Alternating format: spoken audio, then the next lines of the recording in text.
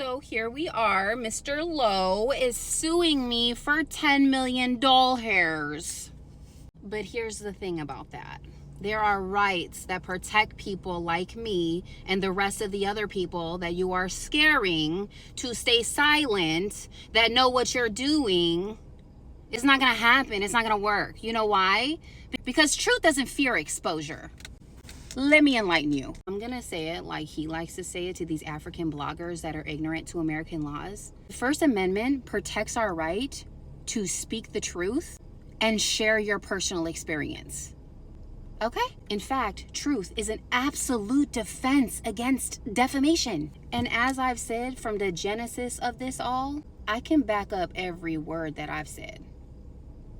By the way, if you haven't already, go to my Instagram and watch my highlight reels and catch up. You can't just slap anybody with a lawsuit. There are anti-slap laws that protect people like me from being silenced through meritless, baseless lawsuits meant to intimidate and silence. You can't just sue somebody into silence when they're telling the truth, especially when it's about matters of public concern. Here's the problem for this unsavory sex cult leader and his crew and his legal defense. Because at this point, I don't believe he's being truthful with them either. Not only am I telling the truth, but now that you've tagged me in, I'm here to back up every single word, as I said I would. Unlike this God-claiming con man who shares his side of things, I'm not here to tell a side. They say there's two sides to every story. Then there's these receipts.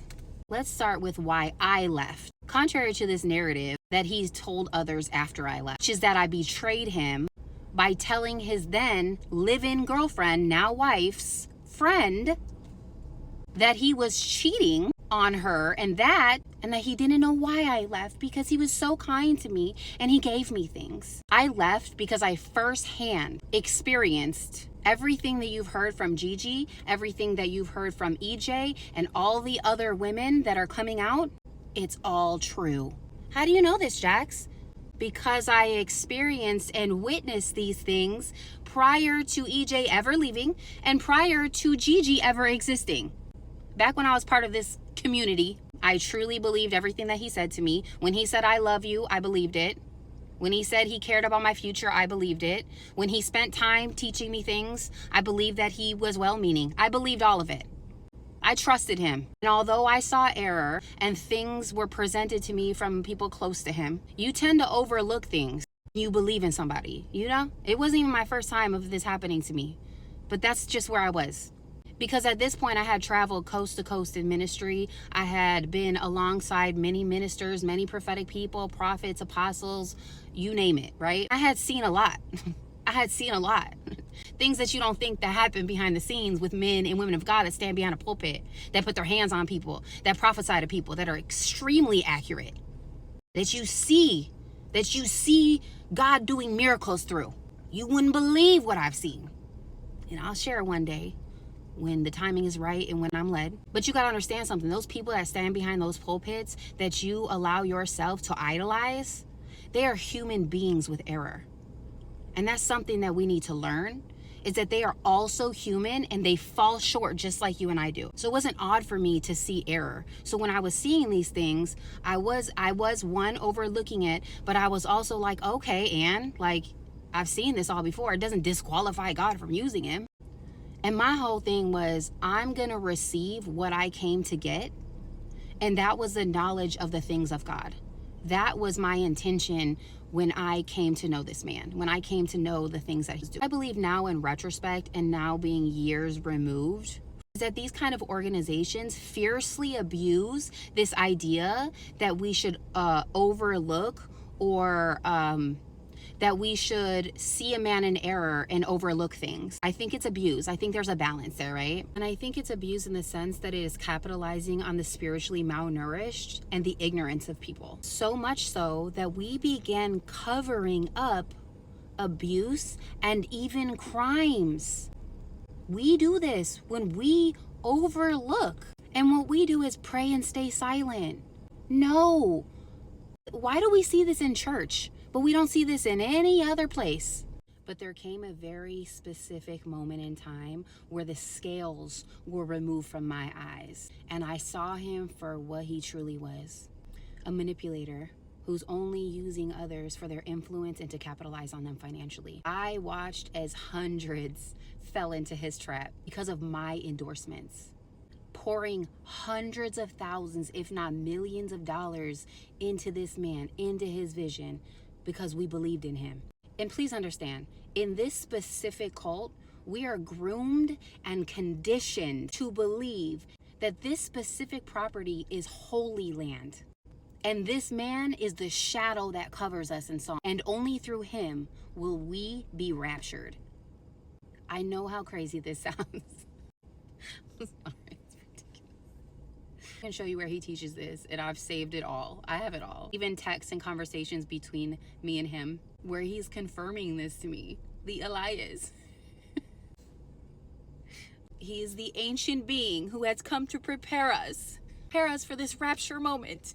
It's funny now, but it's not cool, bro. It's not cool. I still haven't been able to repair the fracture that this caused to my spiritual community that I built with others, that we all believe that I endorsed and brought to him. They trusted me enough to participate in this foolery and gave financially into this circus.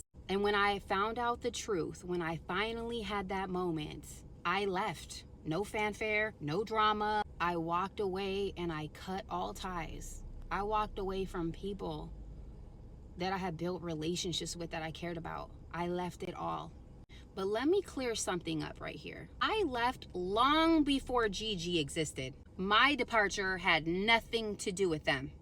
The narrative that I somehow colluded with these people, nonsense. Not only is that inaccurate, it is a desperate attempt to discredit my own experience that I can prove.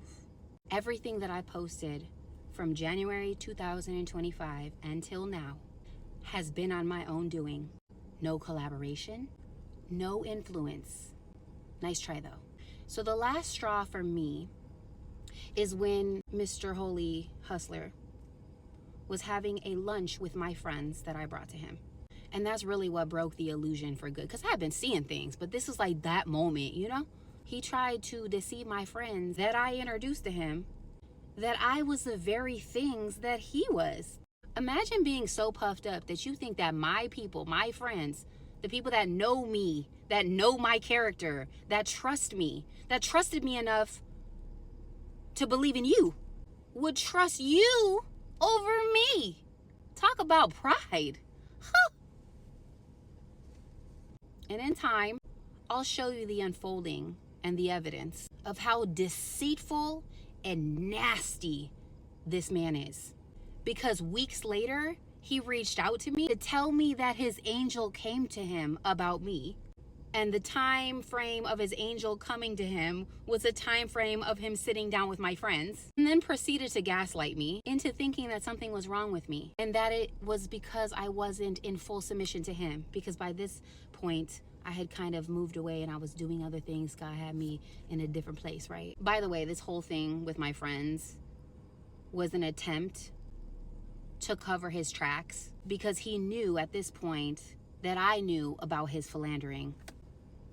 But we'll get there. It wasn't until I stumbled across Gigi's content in December about her experience with him that I started piecing it all together. When I spoke to an old friend, the same one at that Malibu lunch with him, I found out about EJ and what EJ had been, and that's when it hit me. The stories lined up almost verbatim to what I experienced and witnessed.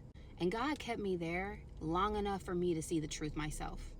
And I really do believe that things unfolded after I left the way that they did, and all of that came out after I left, because had I known the depths of it all, I wouldn't have stayed, and I wouldn't have been able to see what I saw and collect what I collected. This place is a high school of gossip, a toxic culture where everyone talk because the corruption starts from the top.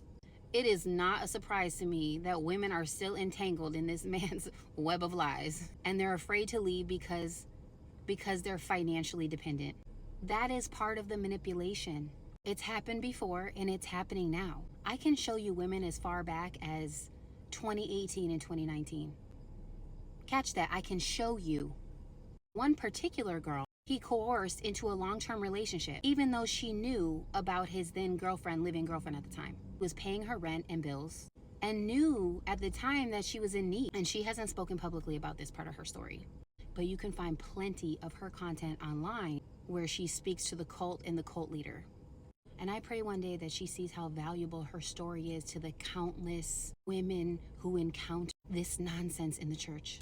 But back to Gigi and the reason that I spoke up. This narrative that Gigi is hurt because he chose right, this is his words, that I chose right, is absurd. It's not about picking one woman over the other. It's about the systematic exploitation and manipulation of countless women. I'm here to talk about the abuse and the corruption that I witnessed and experienced firsthand, and that I know happened to her. So stay tuned, because as I've been saying all along, I'm on your neck all 2025. This man really plays in your face, but I see right through this dark psychology. I studied it for years. I have an extensive background in sales and marketing. There's nothing new. This is not new. Thinking he can scare me into silence. Nah. Oh, he got the right one. The one and the two. I'm about to unravel this entire empire built on deceit and manipulation, piece by piece. Lovy said, "You said too much." Oh my guy, I haven't even said anything.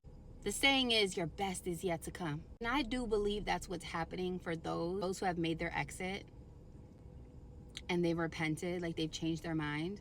But as for this crook, I believe his worst has yet to come. Trust me. Buckle up, because this is about to get real interesting.